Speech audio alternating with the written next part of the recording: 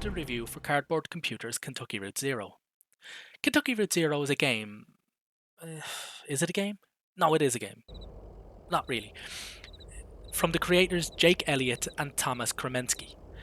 A point and click adventure released in 5 parts over 7 years, the fifth and final part is due to drop on January the 28th, and so I wanted to get out ahead of that and reveal to as many people as I could about this wonderful, beautiful game. Other games I can recommend alongside this is the fucking unbelievably Moving to the Moon and the much more recent The Night in the Woods.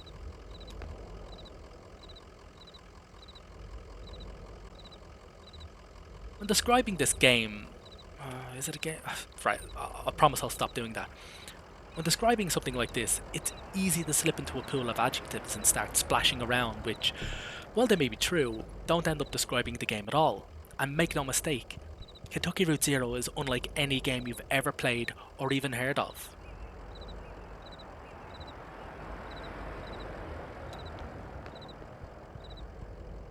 I should really point out that this is a review of Route Zero as a game or a kind of interactive medium.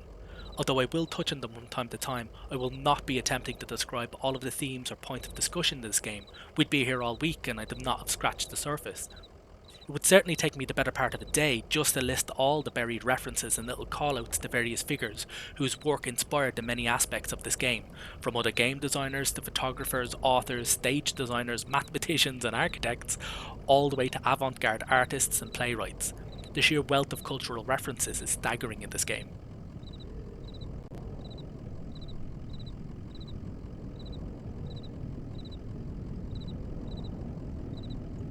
The game takes place in Kentucky, with you taking control of a delivery driver named Conway as he goes about making the last delivery for an antique shop that's gone out of business.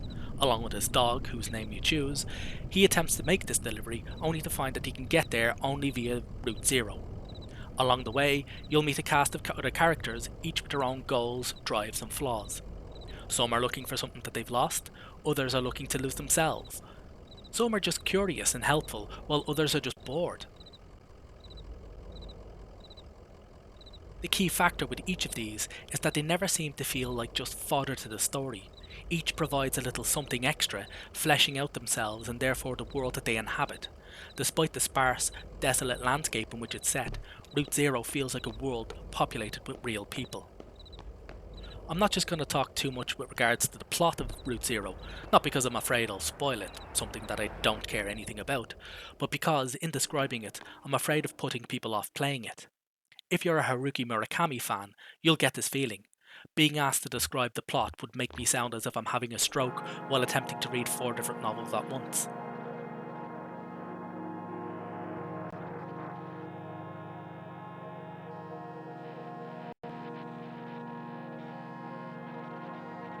Right from the outset, you'll notice that the game looks absolutely fucking gorgeous.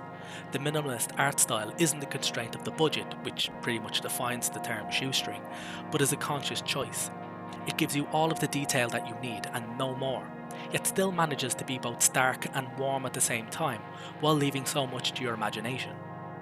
The game areas too are set up in a really unique way.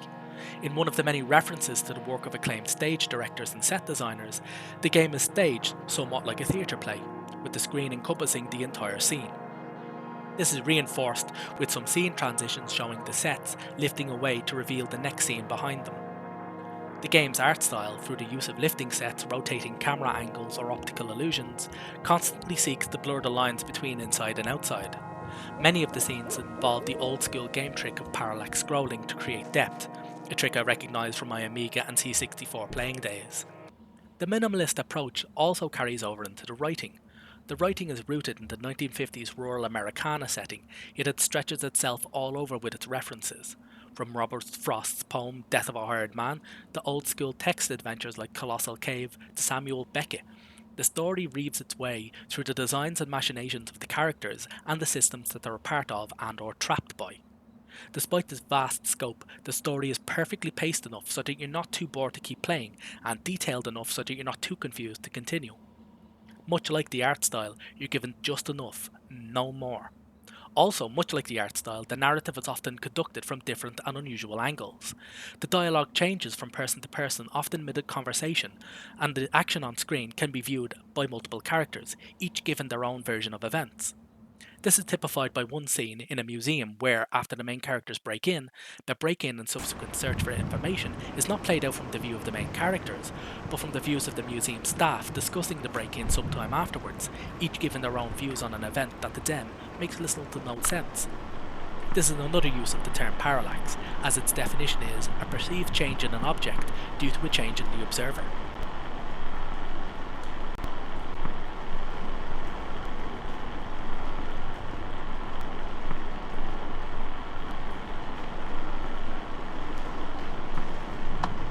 Now, I can't continue this review without mentioning the absolutely beautiful musical score.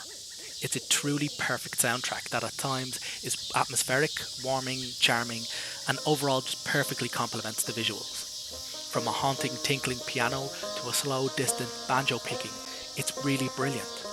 If you've played games for any amount of time, you'll realise how rare it is to see when the music and the art and the gameplay all work in perfect harmony to create this rich experience. It doesn't put a single foot wrong, it never intrudes on the gameplay, and it doesn't even attempt to tell you how you should feel in any particular scene. It's a proper testament to how music enhances the gameplay.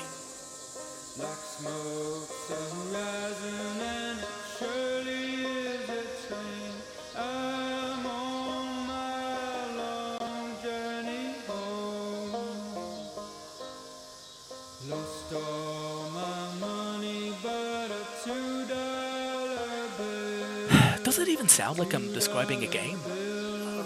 I'm not sure, but then again, there's never been a game like this. I've certainly never played anything like it. It's difficult to even call it a game, but to call it an interactive novel feels like I've just cheapened it somehow. It's probably best to describe Route Zero as an experience, because most of the best games wind up feeling that way. They end up transcending the game moniker and become a singular point of experience in a person's lifetime. You'll never remember every book you read, every picture you looked at, or every person you've shagged. But you will remember that book that spoke to you like no other, because it didn't feel like you were reading, it felt like you were discovering. You'll remember the first time you saw a picture of your unborn child, because you weren't looking at a picture, you're looking at a future. And you'll remember that night where, rather than just simply going through the motions, you connected deeply with another person, or two or three, I don't judge, and had the type of sex you'd only ever read about.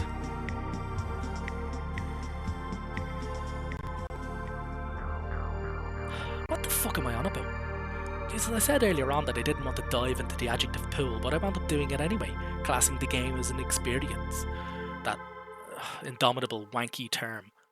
But it really is. And the problem is that with experiences like these, as we get older, they get fewer and further in between.